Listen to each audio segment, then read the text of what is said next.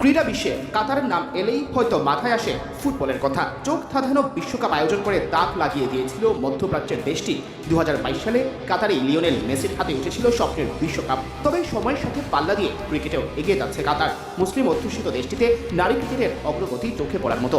আর এর নেপথ্যে রয়েছেন বাংলাদেশের ফাতেমাতুজ জোহরা। নাম শুনেই অনেকের কাছে পরিচিত মনে হতে পারে, তিনি যে বাংলাদেশ জাতীয় দলেরই সাবেক ক্রিকেটার। এখন পুরোপুরি ব্যস্ত কোচিং নিয়ে।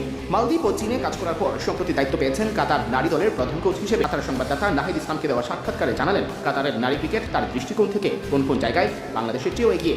কাতার আসলে ফ্যাসিলিটিসের দিক থেকে ইন্টারন্যাশনাল।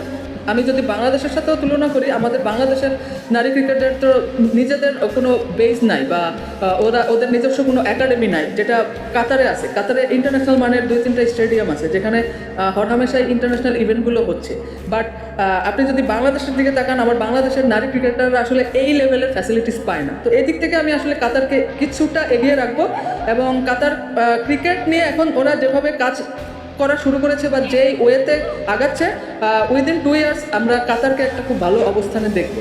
দেখেন, কাতারে স্পেশালি ক্রিকেটটা শুরু করেছে ওরা অনেক আগে থেকেই, বাট আমরা যেটা স্ট্রাকচার ওয়ে বা প্রফেশনাল ওয়েতে বলি, সেটা আসলে খুব একটা গ্যাপ ছিল। তো এরা এখন হচ্ছে এই বছর থেকে এরা খুব প্রফেশনাল ওয়েতে সব কিছু শুরু করেছে, স্ট্রাকচার ওয়েতে। এবং তারা খুব হাইলি ক্যাপাবল, হাইলি কোয়ালিটিফুল কোচিং স্টাফস রিক্রুট করেছে, যেটা হচ্ছে যে একটা মানদণ্ডকে প্রেজেন্ট করে যে ঠিক আছে, এরা হচ্ছে প্রফেশনালি আগাচ্ছে।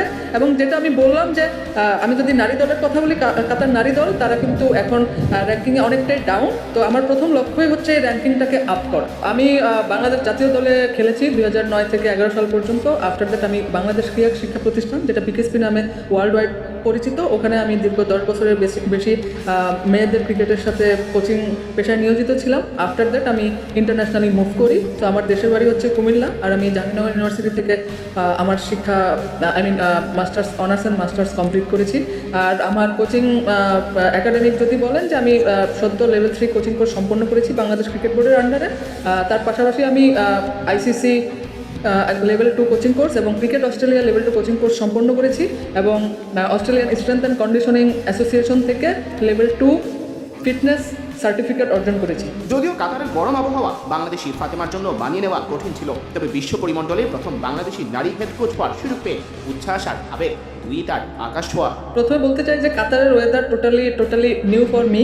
এটা একদমই একটা নতুন অভিজ্ঞতা আমার জন্য, কারণ গালফ কান্ট্রিতে আমি প্রথম কোচিং করতে আসছি। তার আগে আমি অস্ট্রেলিয়াতে কোচিং করাইছি, অস্ট্রেলিয়া, দেন মালদ্বীপের হেড কোচ ছিলাম, তারপরে চায়নাতে টেকনিক্যাল কোচ হিসেবে ছিলাম, এখন কাতারে হেড কোচ হিসেবে আছি নারী দলের সাথে। ওয়েদার এখন দেখেন, আমার যেহেতু প্রফেশন, এটা কোনো এক্সকিউজের মধ্যে পড়ে না। বাট প্রথম দিকে অ্যাডজাস্ট করতে একটু সময় নিয়েছিল, এখন আলহামদুলিল্লাহ সব কিছু ভালোভাবেই যাচ্ছে।